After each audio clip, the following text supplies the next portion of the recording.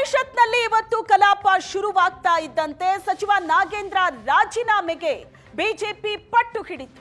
BJP Congress ಸದಸ್ಯರ ಮಧ್ಯೆ ವಾಗ್ವಾದ ನಡೆಯಿತು. ಸದನ ಬಂತು ರಣಾಂಗಣವಾಯಿತು. ಪರಿಷತ್ನಲ್ಲಿ ಸಚಿವ ನಾಗೇಂದ್ರ ರಾಜೀನಾಮೆಗೆ ಬಿಜೆಪಿ ಪಟ್ಟು ಹಿಡಿತು.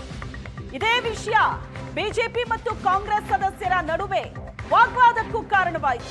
ಪರಿಣಾಮ ಸದನ ರಣಾಂಗಣವಾಯಿತು. ವಾಲ್ಮೀಕಿ ನಿಗಮದ ಭ್ರಷ್ಟಾಚಾರದ ಬಗ್ಗೆ ಪ್ರಶ್ನೆ ಕೇಳಿದ್ದ ಸಿಟಿ ರವಿ ಪ್ರಕರಣದ ಬಗ್ಗೆ ಸಮಗ್ರವಾಗಿ ಉತ್ತರ ಕೊಡುವಂತೆ ಬಿಜೆಪಿ ಪಟ್ಟು ಹಿಡಿತು. ಈ ವೇಳೆ ಆಡಳಿತ ವಿಪಕ್ಷಗಳ ಮಧ್ಯೆ ಪರ ವಿರೋಧದ ಘೋಷಣೆ ಮೊಳಗಿತು. ಪ್ರಶ್ನೋತ್ತರ ಕಲಾಪದ ಪ್ರತಿಗಳನ್ನ ಎತ್ತಿ ಹಿಡಿದು ಬಿಜೆಪಿ ಘೋಷಣೆ ಕೂಗಿತು.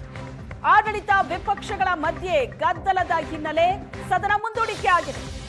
ಮಧ್ಯಾಹ್ನ 2 ಗಂಟೆಗೆ ಪರಿಷತ್ತಿನ ಕಲಾಪವನ್ನ ಸಭಾಪತಿ ಮುಂದೂಡಿತು.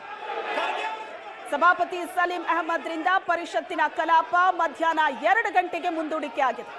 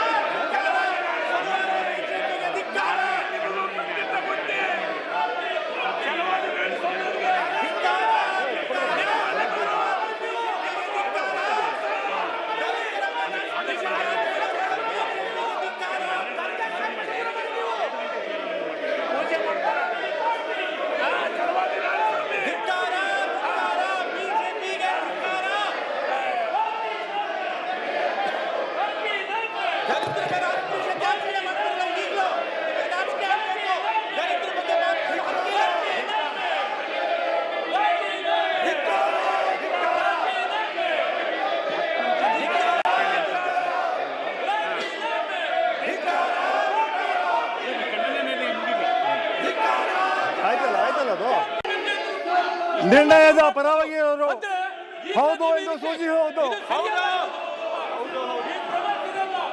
ನಿರ್ಣಯದ ವಿರೋಧವನ್ನು ಇಲ್ಲ ಅಂತ ಸೂಚಿಸುವುದು, ನಿರ್ಣಯಗಳು ಹೌದು ಎಂದು. ವಾಲ್ಮೀಕಿ ನಿಗಮದ ಅಕ್ರಮದ ಆರೋಪಿ ನಾಗೇಂದ್ರ ವಜಾ ಮಾಡಬೇಕು ಅಂತ ಬಿಜೆಪಿ ಪಟ್ಟು ಹಿಡಿದಿರೋದು. ವಿಧಾನಸಭೆ ಮತ್ತು ಪರಿಷತ್ನಲ್ಲಿ ಬಿ ನಾಗೇಂದ್ರ ವಿರುದ್ಧ ಬಿಜೆಪಿ ಆಕ್ರೋಶವನ್ನ ವ್ಯಕ್ತಪಡಿಸಿದೆ. ಸಂಪುಟದಿಂದ ನಾಗೇಂದ್ರರನ್ನ ವಜಾ ಮಾಡಬೇಕು ಅಂತ ಬಿಜೆಪಿ ನಾಯಕರು ಆಗ್ರಹಿಸಿದರು. ವಿಧಾನಸಭೆಯಲ್ಲಿ ನಾಗೇಂದ್ರ ವಿಷಯವನ್ನ ಸುನಿಲ್ ಕುಮಾರ್ ಪ್ರಸ್ತಾಪ ಮಾಡಿದ್ರು. ಕಳಂಕಿತ ಸಚಿವರನ್ನ ಕೂರಿಸಿಕೊಂಡು ಉತ್ತರ ಪಡೆಯೋದಕ್ಕೆ ಸಾಧ್ಯ ಇಲ್ಲ. ಸಚಿವ ನಾಗೇಂದ್ರ ರಾಜೀನಾಮೆಗೆ ಶಾಸಕ ಸುನಿಲ್ ಕುಮಾರ್ ಆಗ್ರಹಿಸಿದ್ರು. ರಾಜೀನಾಮೆ ಕೊಟ್ಟವರನ್ನ ಸಚಿವ ಸ್ಥಾನಕ್ಕೆ ಮತ್ತೆ ಸೇರಿಸಿಕೊಂಡಿದ್ದು ಯಾಕೆ ಅನ್ನೋದು ಬಿಜೆಪಿ ಪ್ರಶ್ನೆ. ಪ್ರಶ್ನೋತ್ತರ ತಗೋಬೇಕು ಅಂತ ಹೇಳ್ತಾ ಇದ್ದೀರಿ. ಪ್ರಶ್ನೋತ್ತರ ತಗೊಳ್ಳೋಣ. ಕಳಂಕಿತ ಸಚಿವರನ್ನ ಕೂರಿಸಿಕೊಂಡು ಉತ್ತರ ತಗೊಳಕಾಗತ್ತ? ನಾವು ಕಳಂಕಿತ ಸಚಿವರನ್ನ ಕೂರಿಸಿಕೊಂಡು ಭ್ರಷ್ಟಾಚಾರ ಮಾಡಿದಂತಹ ಸಚಿವರನ್ನ ಕೂರಿಸಿಕೊಂಡು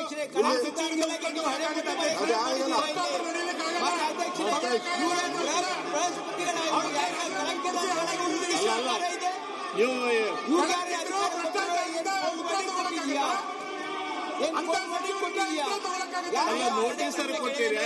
ಏನು ನಿಯಮ ಏನಿಲ್ಲ ಇಲ್ವಾ? ಅಂತ ಸಚಿವರನ್ನ ಇಟ್ಕೊಂಡು ಭ್ರಷ್ಟಾಚಾರ ನಡೆಸಿದ್ರೆ ಹೆಂಗ್ ನಡೆಯಕ್ಕಾಗತ್ತೆ? ಈ ತರ ಸದನ ಹೆಂಗ್ ನಡೆಸಬೇಕಾಗುತ್ತೆ? ನೀವು ಹೇಗ್ರಿ ವಿರೋಧ ಪಕ್ಷರೇ? ಭ್ರಷ್ಟಾಚಾರ ಸರ್ಕಾರದ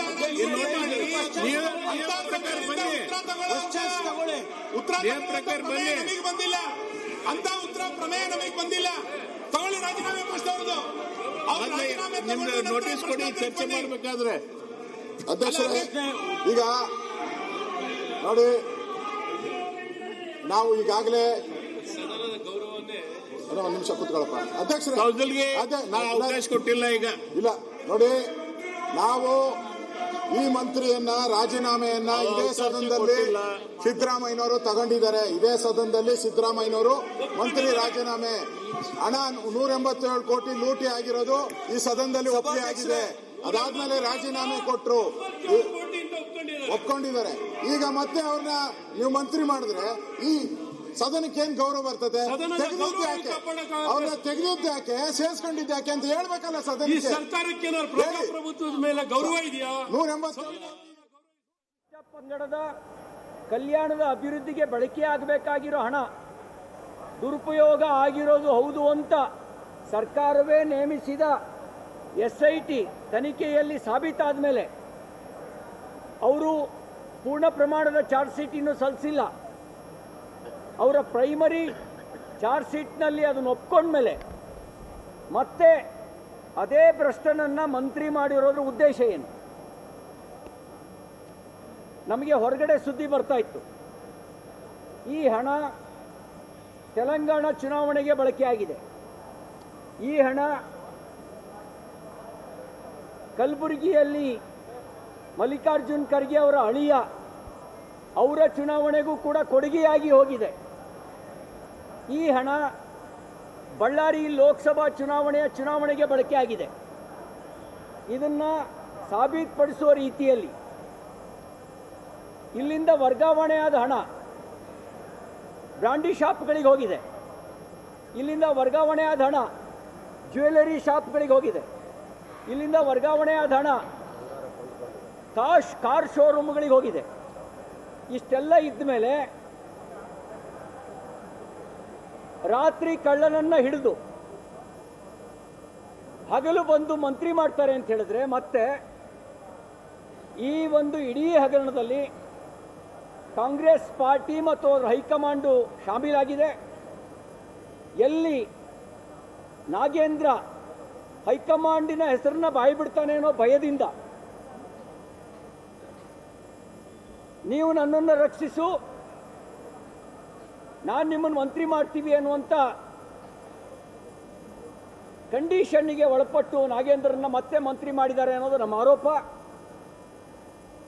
ಈ ಮೂಲಕ ಪರಿಶಿಷ್ಟ ಜಾತಿ ಜನಾಂಗಕ್ಕೆ, ಪರಿಶಿಷ್ಟ ಪಂಗಡಕ್ಕೆ ದ್ರೋಹ ಮಾಡುವ ಕೆಲಸವನ್ನು ಕಾಂಗ್ರೆಸ್ ಪಾರ್ಟಿ ಮಾಡಿದೆ. ಅದಕ್ಕಾಗಿ ನಾವು ಇವತ್ತು ಆಗ್ರಹಿಸಿತು ಸದನದಲ್ಲಿ.